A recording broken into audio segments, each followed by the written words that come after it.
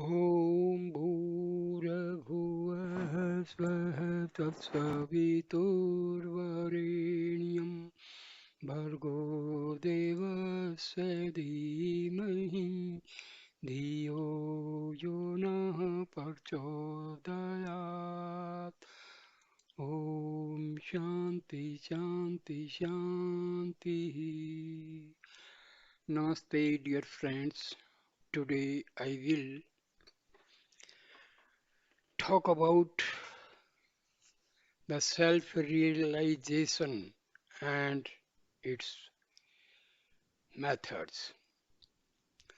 I will start from concentration, meditation, and contemplation. So, first, I will talk about concentration. Concentration is the doing of puja, that is, act of worship to a particular god in the prescribed manner, and the performance of the various karma kanda rituals.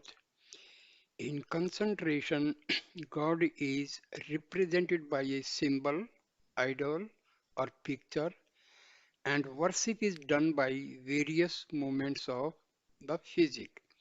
Here, the mind is drawn out in the various physical, oral, and mental motions that one has invariably to make in such acts of worship.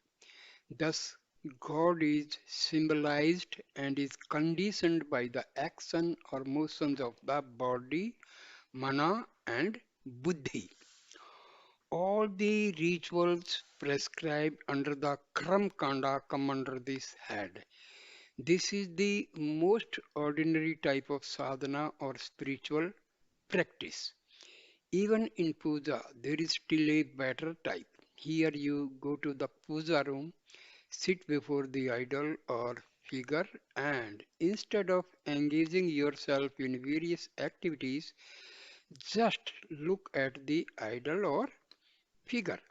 The movements of the hands, feet, and mouth have no place here. All actions are stopped, and puja is just confined to the act of looking. But here too, the infinite Sarvesvara is symbolized. He is taken to be external to the devotee. Here, Brahma is made concrete and the mind is still drawn out as mental vibrations or virtis. So, this is only better than the former.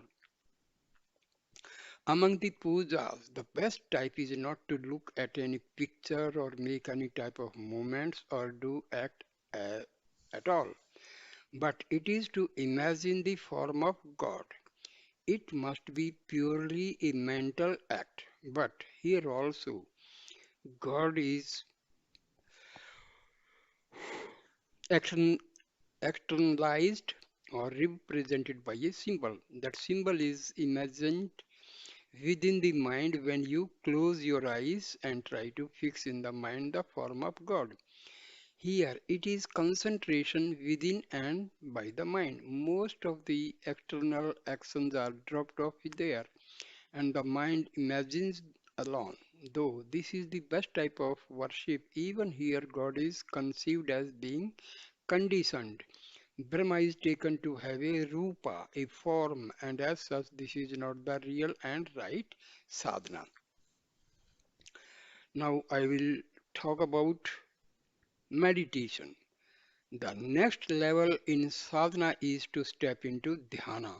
Here, one leaves the form but takes to inam nama. The form is given up, but a particular sound is caught by the mind. One concentrates now on the sound or dhvani of a particular mantra. So Adi Shankaracharya has told, a person having the divine light in his heart and meditating with full devotion will eventually achieve enlightenment. This achievement in itself is the salvation and attainment of Vishnu Loka, that is the abode of Lord Vishnu. It is said that the following practices in succession are subtler and subtler. Starting with Rupa, it goes to sound, then to light, then to the origin of the mind, and finally to the dissolution of the mind. This is an important principle in Adhyatam Sadhana. The shorter the mantra, the better it is. All of the mantra japas come under the sound or dhavani meditation. Mantras are many in number and are of many varieties. If you go through Tantra Shastra, it gives thousands of mantra. Gayatri is a very wonderful Vedic mantra. Among all these mantras, if you take the shorter ones, those will be better. Do not take to repetition of long mantras. Among all the mantras, the shortest and the best mantra is Om, A-U-M, Om or Parnava. Two methods of mantra japa. In the repetition of the mantra, there are two methods followed.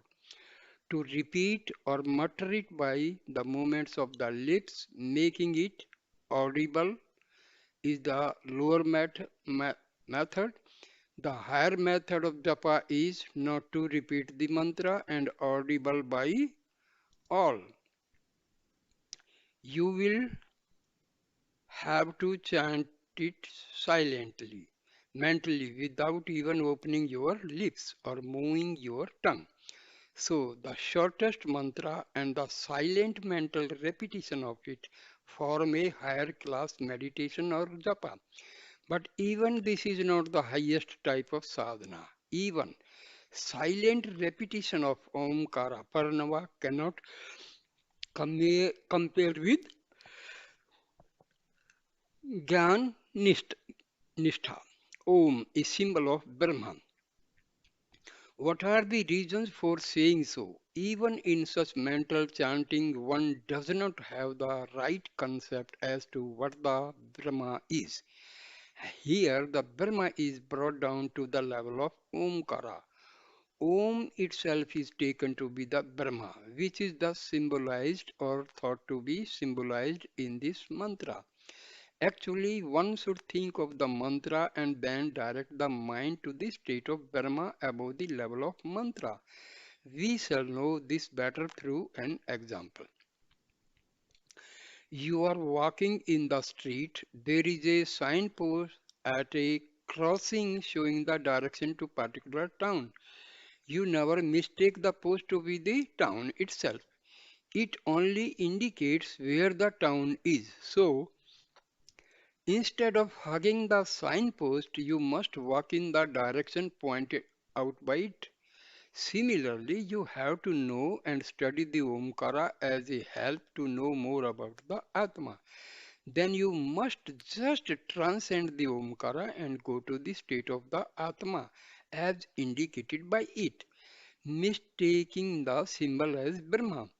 When you do japa puja, you take the idol to be the god. That is not correct. By keeping it as a representation of God, you just send the mind up and try to remember the all pervasive Brahma beyond time and space. We make the mistake of thinking that the transcendental Brahma, that Sarvesvara beyond all limitations, such as time, space, etc., has come down as the idol.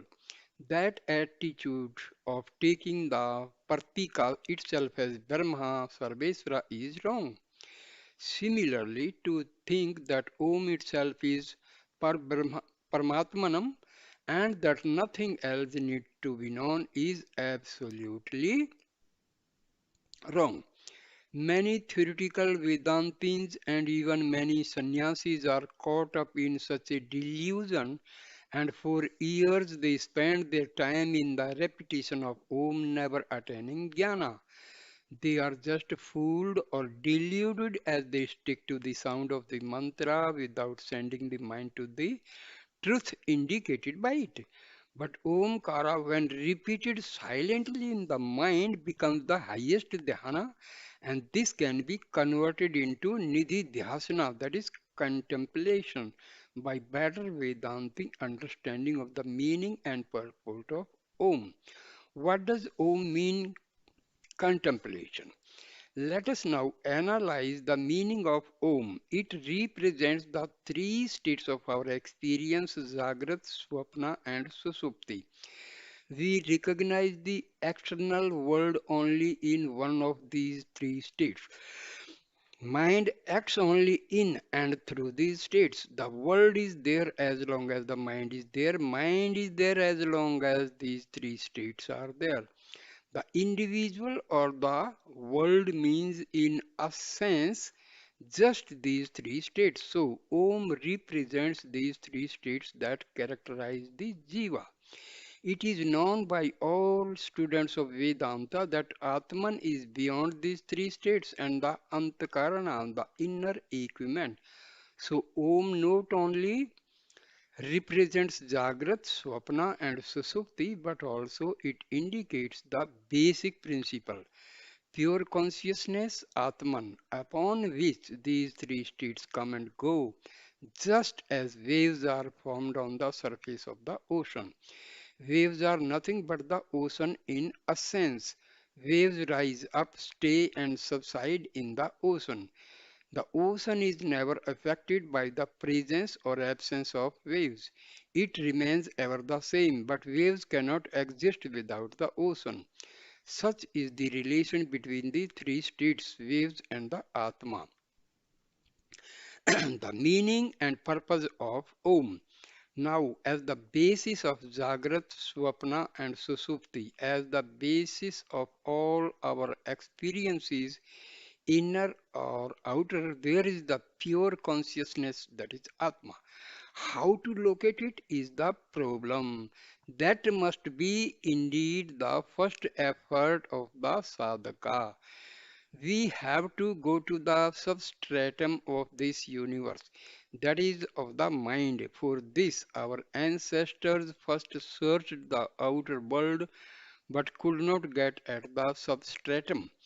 When they turned within and retreated into the inner chambers of their consciousness, they found the substratum Atman. For teaching others the technique of introversion or retreating within, they discovered this beautiful mantra Om. Now let us study the content and the idea of Om. Any experience in the universe, anything that is seen or felt, can be communicated through phonetic sounds. Our rishis analyzed the science of phonetics. Take, for example, when Sanskrit letters are spoken, the sounds come from the throat, originate at the tip of the tongue, and are produced by the lips. All sorts of possible combinations are represented in the Sanskrit alphabet in the arrangement of the letters. All these sounds can be contained within the range of these three sounds. A, the one having the origin in the throat; U, that which is from the middle of the mouth; and M, that which is produced by the lips. These three actually represent the range of all phonetic sounds and languages. These also represent the beginning, middle, and end of all phonetic sounds. Now, our rishis united these sounds together as Om and produced the mantra which is otherwise named Pranava. Thus, Om represents the entire range of verbal sounds. Again, Om represents the three states of consciousness, Jagrat, Swapna, and Susupti. As observed already, the ocean is not just the waves alone, it is something more than and beyond the waves. Similarly, Atman is not just the three sounds or states, but something more and beyond. This fact is indicated by the Ati mantra, the elongation of the sound of Om, the humming sound at the opening and closing of the lips. The Ati Matra represents the pure consciousness or Turiya. So, you must have this correct understanding of the meaning and purport of Om. With this knowledge, when you sit down and mentally chant Om, Om, Om, you have to feel that three states of consciousness, Jagrat, Swapna, and Susupti merge in the pure consciousness as the three parts of the Pranava merge in the Ati Mantra. This merger is not to be imagined but actualized.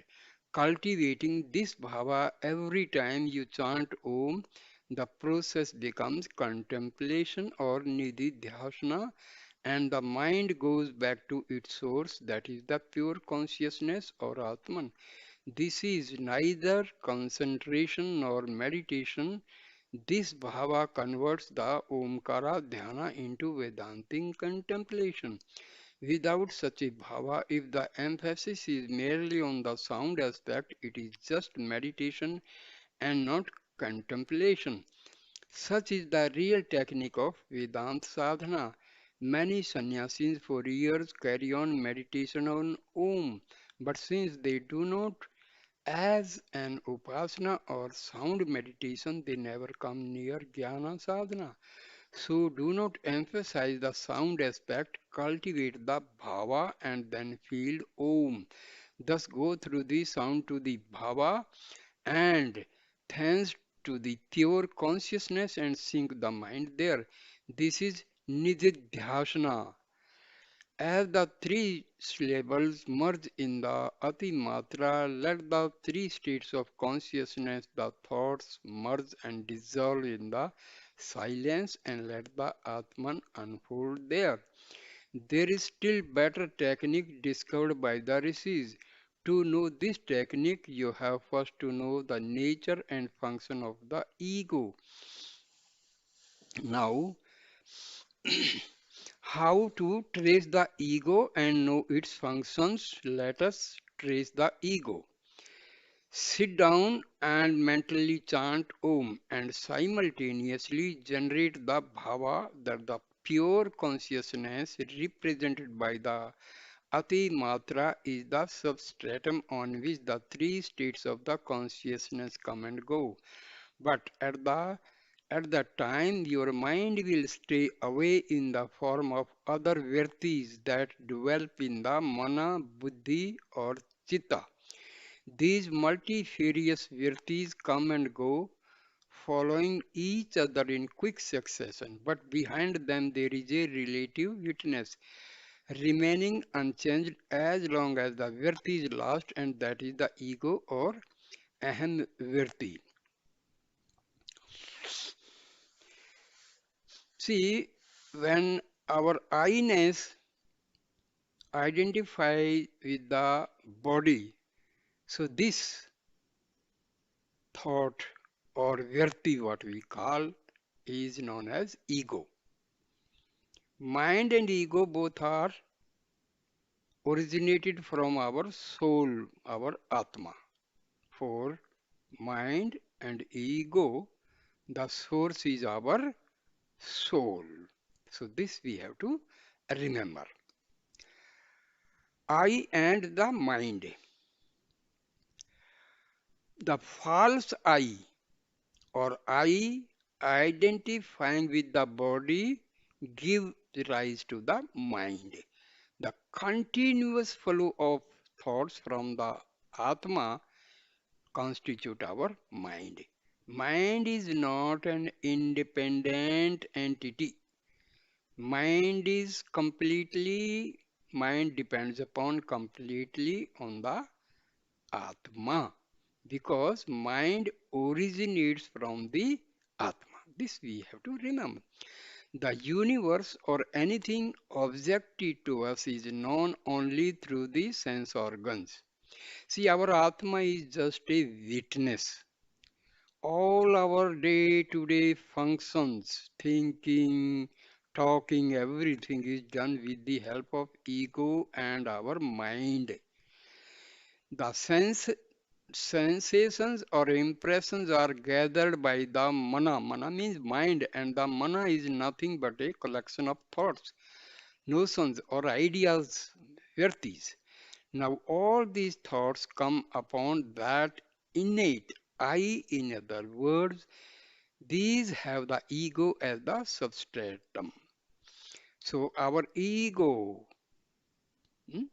our ego is doing all the functions in our daily life. So the I, ego become the universe. See, continuity of thoughts arising from the soul constitute mind, and I-ness identifying with the body constitute ego. Everything that we experience, object in the world or subjective in the mind, is the expression of the I. Only in Susupti the I remains dormant. If in a dream you fly in an aeroplane, that plane is the creation of your own mind. In short, it is the expression of the projection of the I, the deluding expression of the ego. Now, this ahankara or I also comes from the pure consciousness as a ripple, just as the waves come upon the surface of the ocean. The ego ripple remains stable and non-changing, serving as the background for the other thought ripples to come and go. The I thought is the first thought. Rest all the thoughts come after I thoughts. So I thought is the original thought. This ego again has a very curious and wonderful capacity. When it sprouts up from the pure consciousness as a ripple, it has the power to cloud the substratum itself. See, ego originates from the soul, and this ego try to cover up the soul. This feature of the ego is called avarna, like a veil, veiling. It veils the atma. It covers the atma. The capacity to veil, mask the substratum. It has also the power to present or express itself as something apart from the pure consciousness. See here, pure consciousness, self, all these words, they are used for our soul, Atma. This feature or power is known as Viksipa. That is a deterrent, a sort of hindrance. On account of Vikshepa, we recognize the outer expression of the ego and are not able to see the substratum, Atma. Atma is the substratum. When the waves are formed on the ocean, they have the capacity to veil the ocean itself. Many children look at the waves, not at the ocean. They take the form of the waves as the reality and forget to see that which is the substratum of the waves. So do the ego and its progeny cloud the Atma. The subtle buddhi can find it. This unique fact of our consciousness should be very careful observed and understood.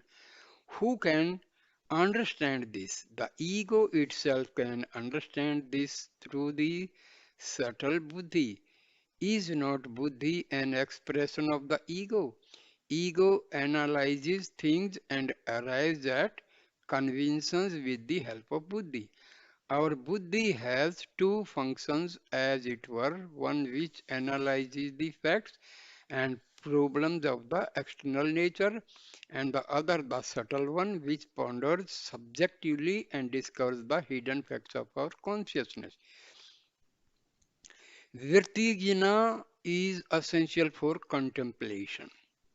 Virtigyan. Understand clearly that the three states of consciousness, that is Jagrat, Swapna and Susupti. Jagrat means awakening, Swapan means dream, Susupti means deep sleep, are not at all the absolute reality. The supreme entity we serve as their substratum is the Atma, the pure consciousness. This is the source of all virtis. Virtis means thoughts, ideas. Thoughts ripples, the primary virti coming upon it being the ego. This primary virti means I thought.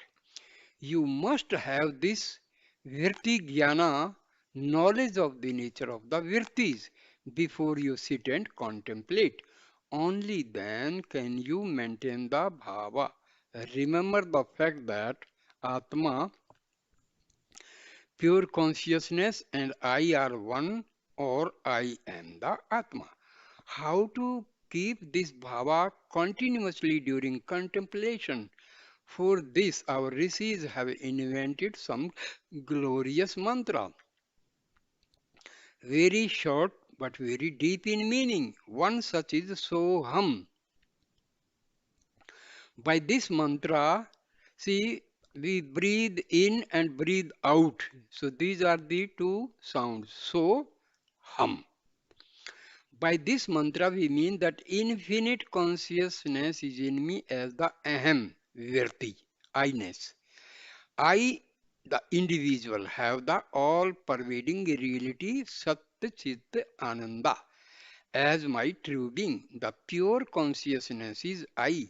Here, the individual ought to remember and affirm I am the Atma, the pure consciousness. Probing or tracing out the root of the I. So, among all types of sadhana, the best is to trace out the origin of I and remember it constantly. Here, I means I thought. Where from it is originating? It is originating from our Atma, from our soul. So, we have to divert our I thought or mind or ego inwardly. That is the meaning. Theoretically, we know I has its root in the Atma. But how exactly to realize it? This is the problem. Moreover, see, I thought will always try to go outward. It, it will go outward.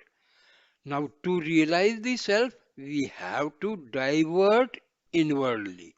This is the problem. Moreover, before taking up this contemplation, a doubt may arise in us. If the Atma or pure consciousness remains unknown to us, there is no use in repeating Soham.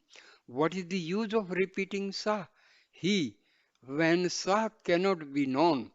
Again, if the Atman is non-principle, there is no need to repeat the mantra. When I am quite conscious that I am a man, there is no need to repeat Manushyaham, I am man, as it is. Atma is not already known to us. And if Atma always remains unknown, what is the use of just repeating Soham? Locating Atma, it is realized only by the mind merging in it. Its existence is grasped by the subtle buddhi. See, we cannot know our soul with the help of mind. Mind has to be destroyed to know the Atma. Atma can be known only by Atma or pure buddhi. Well, here is the answer to such doubting questions. To say that Atman is either known or that it is unknown is wrong. It is neither known nor unknown. It remains always within us as the very basis of our existence, experience, and knowledge. It may not be known through the senses as an external object that is experienced by us. It is beyond the realm of the senses, but can be grasped by the subtle buddhi, the sharp penetrating intellect. So we can locate it vaguely within ourselves and then directly jump on it or merge with it. Withdrawal to the inner chambers of consciousness is the method. The next question is how to locate the Atma, the Sakshi. So far as our experience shows, life consists of just three states of consciousness: Jagrat, Swapna, and Sushupti. In Sushupti, there is no sense experience. The ego remains quite latent. In Swapna, we have the knowledge of the subjective experiences. and these are nothing but the projection of the mind. In Jagrat, we have the knowledge of the external world. Objective to us, this knowledge is had through the senses. Our sages first analyzed the external world, made an objective search outside themselves for knowing the ultimate reality. When they failed, they sat down, kept quiet, and conducted the inquiry within. They retreated into the inner recesses of their own consciousness. It was then only that they were able to locate the Sakshi. Sakshi means witness. The witness who sees all the transformations that takes place through Jagrat, Swapna and Susupti, and also serves as the background and source of all the Vertis. Now, how to demonstrate to a sadhaka that there is a Sakshi within who witnesses all these and remains changeless? I have told you already how we can locate the Sakshi in my last talk. I shall repeat it is very subtle and important matter. The delicate process of comprehension. The antakarna, the inner conscious mechanism, consists of mind, intellect, chitta, and ahankara. Chitta, that is subconscious mind, and ahankara, our ego. In Swapna and Susupti, we cannot do any sadhana. So let us confine our attention to Jagrat only. During our wakeful experiences, various thoughts or virtis are rising up in the antahakarana. These virtis rise up on the mana, buddhi or chitta. Thus, there are three types of virtis. The sense organs gather the impressions of the objective world, and these are taken up by the mana in the form of various ideas and notions. Without the mana, the senses cannot function and mana cannot work only with the help of these sense organs. Mana can be roughly compared to a sensitive camera that gets the impression or image in the sensitive plate through the lens. Indriyas collect impressions and the mana keeps them within as ideas and notions, or rather, we can define the mana to be just a collection of ideas and thoughts, sankalpas. Mana then hands over all these ideas and notions to the buddhi. Buddhi summarily rejects most of them and shifts, analyzes, relates, correlates, and thus churns knowledge or wisdom out these umpteen notions. Just a very fractional part, a minute part of the ideas alone is kept or retained as knowledge by the buddhi. You are reading a book. The eyes read every word. The mana gathers all impressions as ideas. But after closing the book, you can retain only a fraction of the ideas you had while reading. Similarly, by listening to it talk, you can get a lot of ideas expressed, but you gather and keep only a handful of them. This selection and rejection is done by the buddhi. Functions of the mana and the buddhi. Now there is a very important point where the antakarna is functioning at a particular instant, either the manovirti or buddhi virti is produced. While reading a book, you come across a point that kindles your inquiry. You then start thinking, what does the author state? Is he correct or you are listening to my talk? Here too, antakarna is full of manovirtis to start with. But when I pass a particular remark, you just start thinking, what does this, is he correct? That reflection, this analysis is done by the buddhi. When you are thus reflecting, all what I speak then will not make any impression on the mind.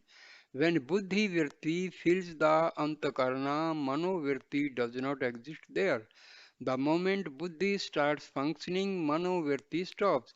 So at a particular moment, only one function takes place in the mind. Thus we find that buddhi is that part of the antakarana which takes the necessary ideas or notions from the mana and works upon them and converts them into knowledge. Intelligence is a feature of the buddhi. Buddhi decides, it also orders the mana. Functions of the chitta. The next subtle aspect of our antakarana.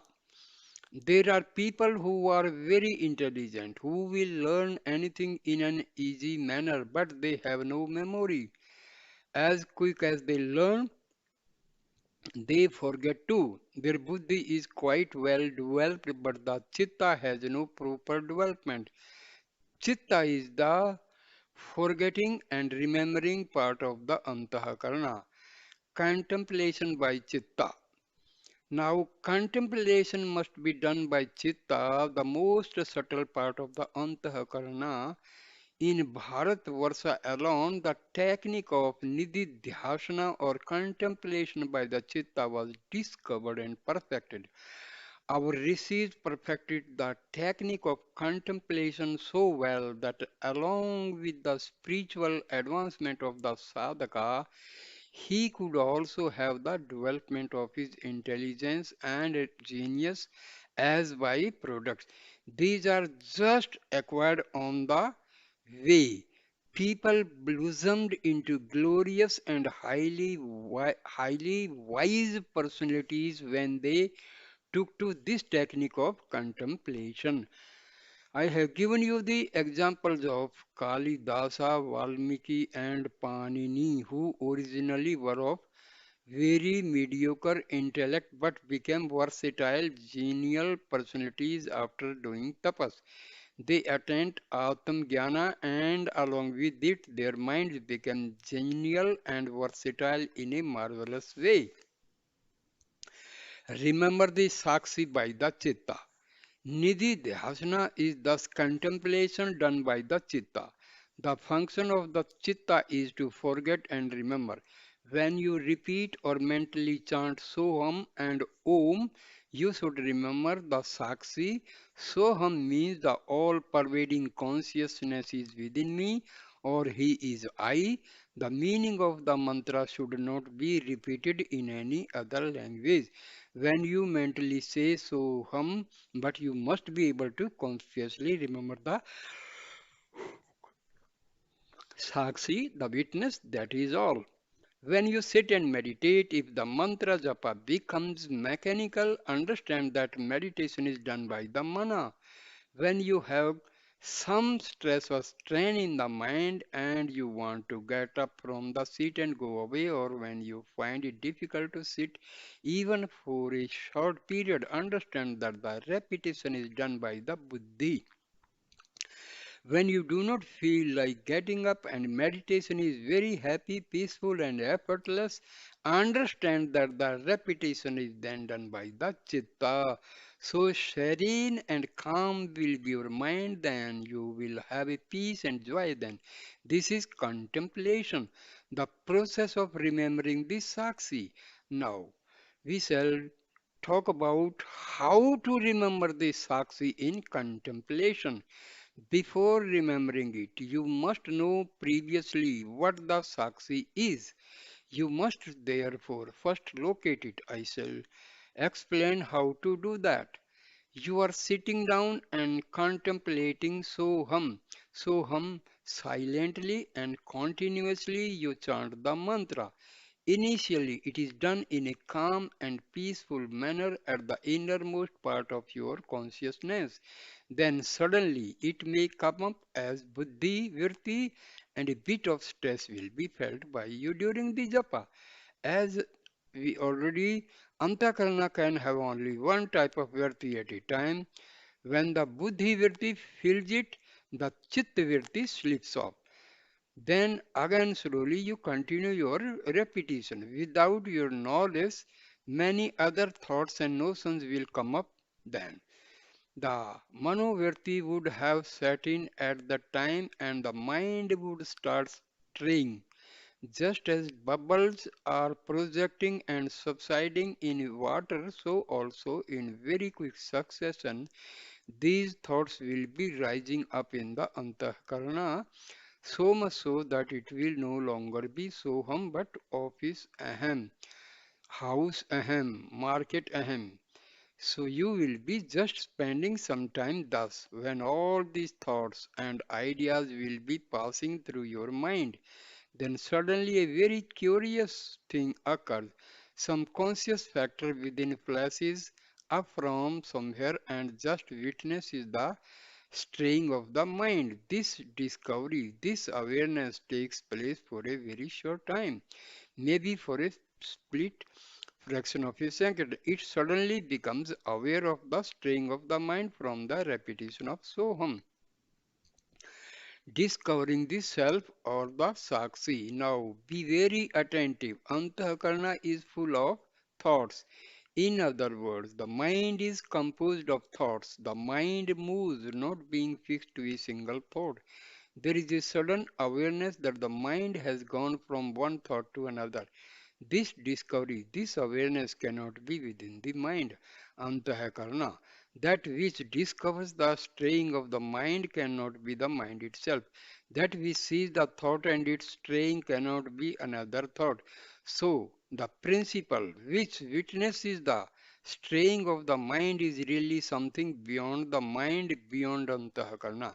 This is our Atma. The Sakshi Chaitanya within. This is the self, pure consciousness. The discovery of the straying of the mind is by the Atma. Such is the method by which we can very correctly locate the Sakshi, the self. The self is aware of itself, then as the self is pure luminous. So, Pratiparsava, involution, self withdrawal. Once you have this particular experience of locating the Atma, in other words, experiencing the expression of Atma, you should start remembering that pure consciousness, the pure awareness that witnessed the straying of your mind, that which expressed itself when the mind was wandering. You must try to remember that very principle or entity by the chitta. Go within and try to sink in that awareness. In such a retreat, turning within, you will find that the mind automatically dies. It goes back to its source, then sinks and dissolves there. This Vedantic contemplation is therefore to drive the mana, buddhi, etc. to their source or origin. As long as you do japa or concentrate, so long as you keep your vision in objectivity, mana and buddhi will act in an extraverted manner. They will have only the outward movement. It is only the chitta which can have this backward movement. Its functions is not to reach out or project forth, but reflect backward and go within. This is very aptly termed as pratiparsva, which means involution, going back to the source. So mind and ego, they are directed to go to the source, that is our Atma, the spiritual heart. It is subjective retreat within an inward search. This alone will take us direct to the Sakshi witness, that is Atma. All the other methods will pull the mind out or project it into the realm of objective perception. Nature of the chitta. This is how to contemplate by the chitta. Chitta has the capacity to remember and forget. It stores up things in memory, and whenever you want any particular fact or knowledge, it will bring the same back to the forefront of the consciousness. Something known to the mind will be taken over by the buddhi and will be later passed on to the chitta for storage. It has many pigeonholes for storing the accumulated knowledge. This storage in the chitta is called apohana.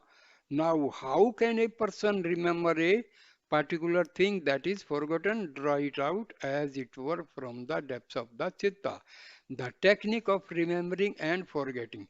The technique of remembering and forgetting is very clearly explained by our rishis. Let us take an example. You are listening to a sloka. I repeat it. You understand it and get it by heart. Now it is stored up in the chitta. Next morning you get up, do your routine things, and suddenly you want to recollect the sloka read out by me the previous day. You start thinking, struggling to bring it back to your mind. You are not able to. What is that? What is that? Such a deep inquiry takes place within you. Your eyes close, your limbs become motionless, all external activities and sensations stop. The mana and the buddhi also stop their function. You are just carried out in the current by the force of deep inquiry. You know it there in the back chambers of your consciousness. It is not immediately tangible or objective to you. That is all. When you carry on such an inquiry, a stage comes when for a fleeting second you forget the world, body, mind, etc. You are in the shunya state, zero state, that is, thoughtlessness, as it were. When you forget yourself, thus, then most curiously, the sloka that you wanted to recapture flashes before you from somewhere. Has this not been the experience of all of us? Suddenly, from somewhere, the forgotten sloka flashes for so. The process of forgetting yourself consciously is the process of remembering a forgotten thing. It may sound to be a paradox, but it is a fact.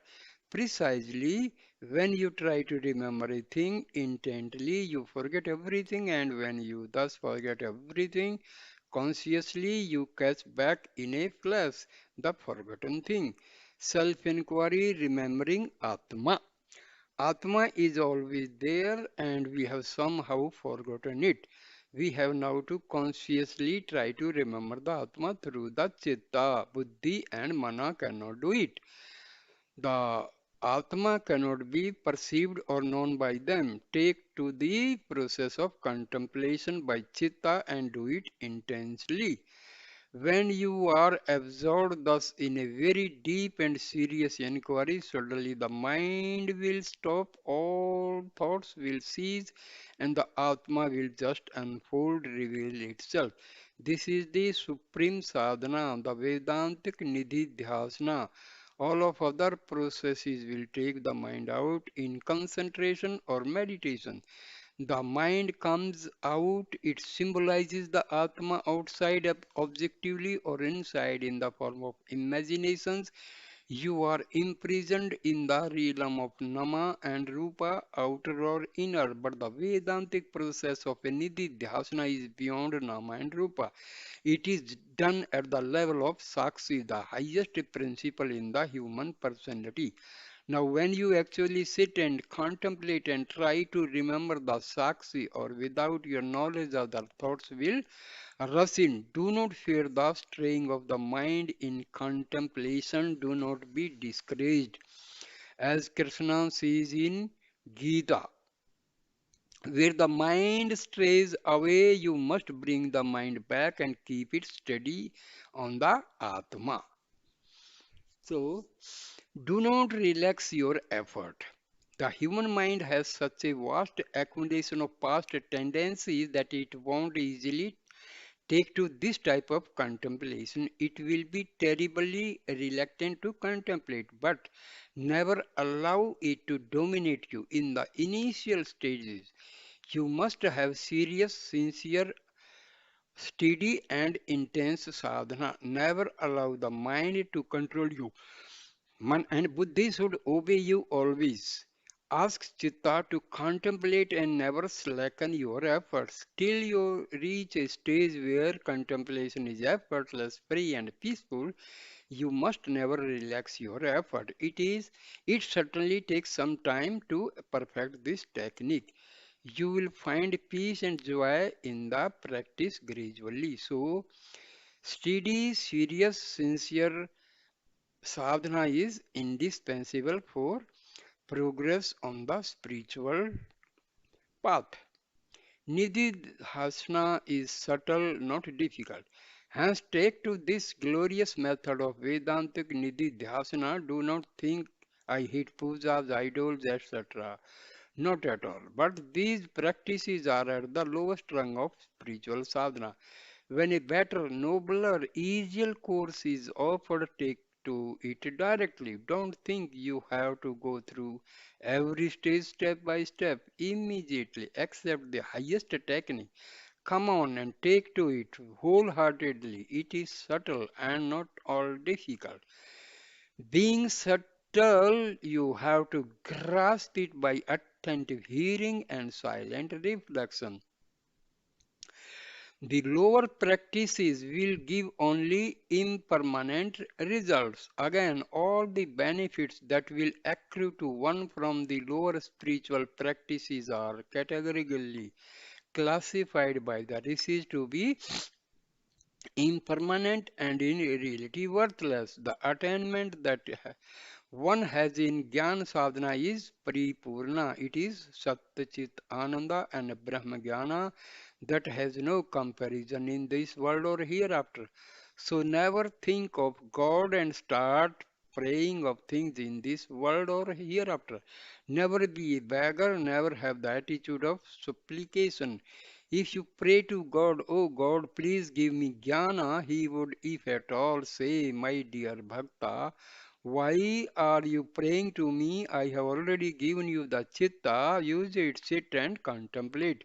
You will easily have jnana. Now there is a slok in Bhagavad Gita. It says, I am seated in the heart of every human being. From me alone remembrance, knowledge, and forgetfulness spring forth. From all the Vedas, there is only one myself as the pure consciousness. To be known, the maker and knower of the Vedas, I am the Atma. Vasana akshay necessary for Atma Jnana. The subtle tendencies must be destroyed for self-knowledge. Now, while you carry on practicing this, you will advance bit by bit in sadhana. Your mind will cease to be turbulent. It won't rush out during contemplation. You will enjoy the inner peace and poise resulting from the cessation of thoughts. But a stage will come when all the thoughts will completely stop and you will be in a state of shunya or jada samadhi, progressing no further. That is in a state of shunya or jada samadhi, progressing no further. That shows that vasana's aksya has not been complete in you. Contemplation is only one aspect in jnana nishta and the other is vasana aksya, means destruction of propensities, that is subtle impressions. Dharma, prem, and tyaga. You should base your life on dharma, ethics, discipline, and self control. Again, you must cultivate tyaga buddhi, sacrificial attitude, and try to develop pure love and compassion towards all beings. This is the best method of ridding yourself of the vasanas. In short, be pure, ethical, self sacrificing, and compassionate. Vasanas will then surely fall away. With this two pronged effort, you must carry on. Contemplation should go hand in hand with purity, love, and sacrifice.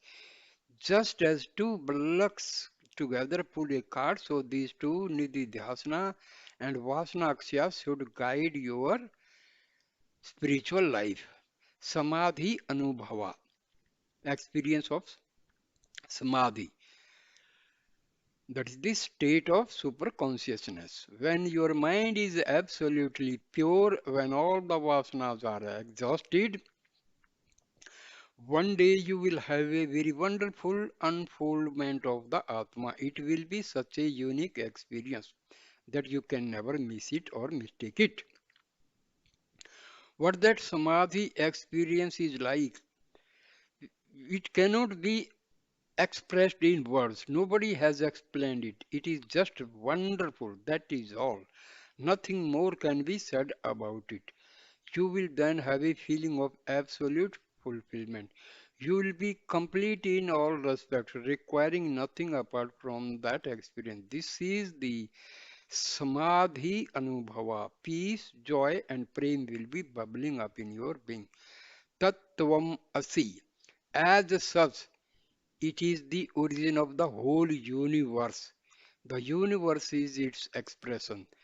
The Mahavakya Tattvam Asi teaches that basic I in us, which is the bedrock of all the thoughts and objective perception, is one with the Atma, the Sakshi.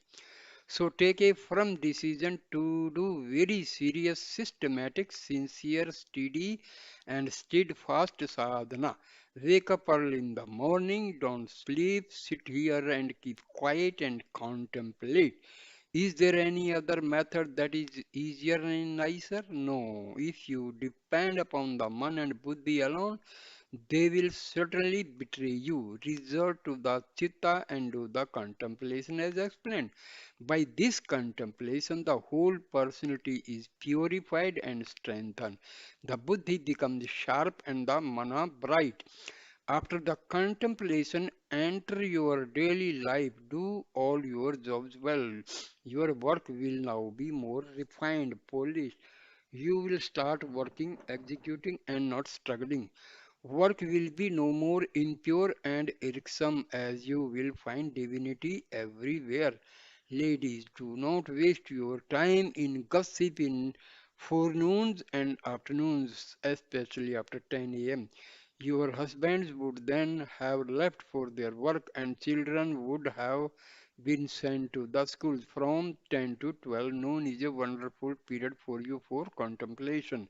When you will be feeling slightly hungry, that is just the time to sit and contemplate. Never load your stomach anytime. Best of all time for practice is the early morning. Contemplate for 1 hour and you will notice that your body gets as much rest and composure as when you would have slept for 3 hours. Take to this glorious path and attain Atmajnana and live like the ancient rishis, Rishi Kumaras and Rishi Kumaris. Om Shanti Shanti Shanti. Thank you, dear friends. Please subscribe my channel, like, share, and comment the video. Thank you. Thank you, dear. Thank you.